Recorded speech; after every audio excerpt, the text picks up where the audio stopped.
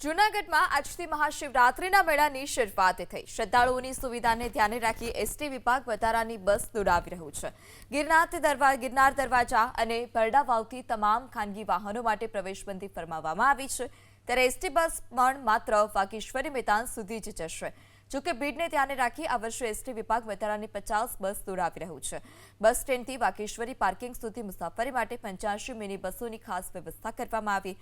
ગત વર્ષે બસ સ્ટેન્ડથી ભવનાથ તળેટી સુધી 25 રૂપિયા ભાડું હતું, જે આ વર્ષે એસટી બસ ગિરનાર દરવાજા સુધી જ જશે અને ભાડું 25 રૂપિયા જ રાખવામાં આવ્યું છે। આ ઉપરાંત સમગ્ર રાજ્યમાં એસટી વિભાગ 1000 બસ દોડાવી રહ્યું છે।